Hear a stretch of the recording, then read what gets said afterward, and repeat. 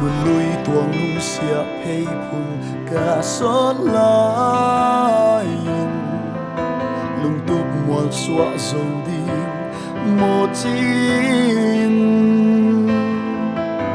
rất tan nuôi chăm lê lưu tàu pa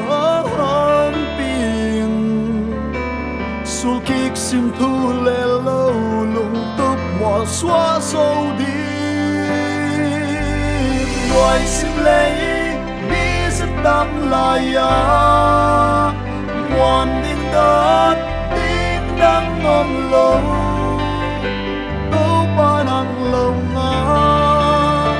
lung lên say thả bát băng em hồn ôm ma lệ bà tôi là lũ khu nhìn hai băng hồn ngạc khi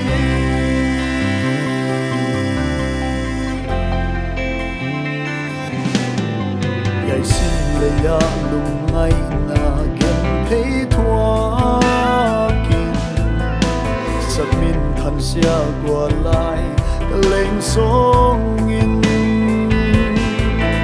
xia mun tăng tu đinh sẽ su ken cả nay ta hi van mi xiang te la ya hồn pa tôi tu đinh về ngoài xin lấy đi rất tâm lại ngoan đinh đó đinh đang ôm lâu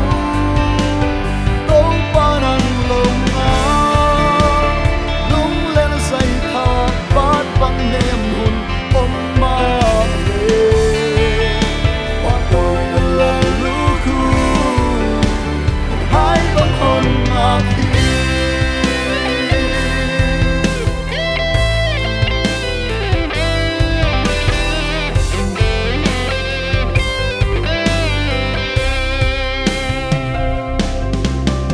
làm nồng lên na sai